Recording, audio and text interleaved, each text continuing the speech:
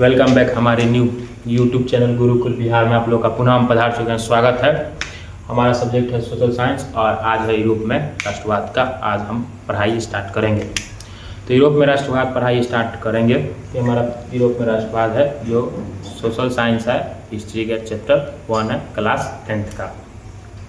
तो यूरोप में राष्ट्रवाद स्टार्ट करने से पहले इस यूरोप में देखेंगे कि कौन कौन से देश शामिल है। फ्रांस की क्रांति देखेंगे। फ्रांस की क्रांति 1789 में हुई थी।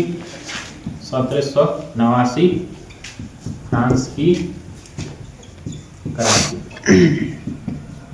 ठीक, तो आपके मन में ख्याल आता होगा कि आखिर क्रांति है क्या। तो क्रांति ये चीज होता है किसी व्यक्ति का विरोध कर देना, मतलब किसी व्यक्ति है उसके ऊपर खिलाफ हो देना, विरोध कर देना, वही क्रांति कहलाता है। जैसे हमारे देश में जब कोई समस्या आता है, चाहे किसी चीज़ में महंगाई बढ़ता है तो हम कहते हैं कि ये चीज़ गलत है, वो चीज़ गलत है। चाहे जैसे हमारे भारत में अंग्रेज आए थे तो उन लोग हम क्या किए थे, विरोध किए थे। क्या किए थे? विरोध किए थे, आंदोलन किए थे। सेम टू सेम क्रांति वही है। क्रांति मैंने ये कहा जाता है ना, विरोध कर देना, किसी चीज़ का विरोध करना ही क्रांति कहलाता है। ठीक है।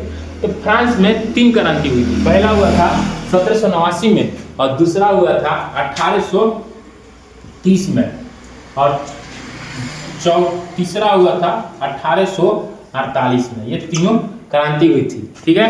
तो हम देख सकते हैं कि फ्रांस की क्रांति में 3 क्रांतियां हुई जो हमारे लिए बहुत इंपॉर्टेंट, सब चीज छुपा है। जब तक आप फ्रांस की क्रांति नहीं पढ़िएगा तो आपको ये चैप्टर कुछ नहीं समझ में आएगा।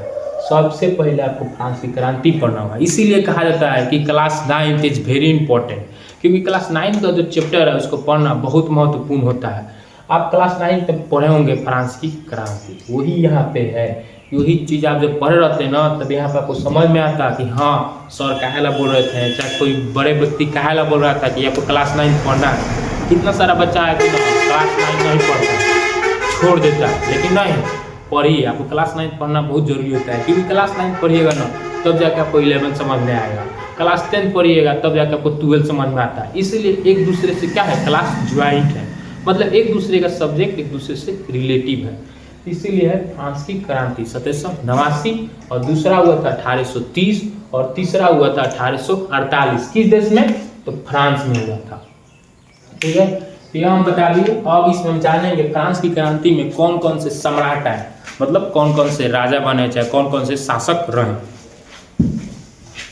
ठीक है। हमारा चैनल का नाम है गुरुकुल बिहार।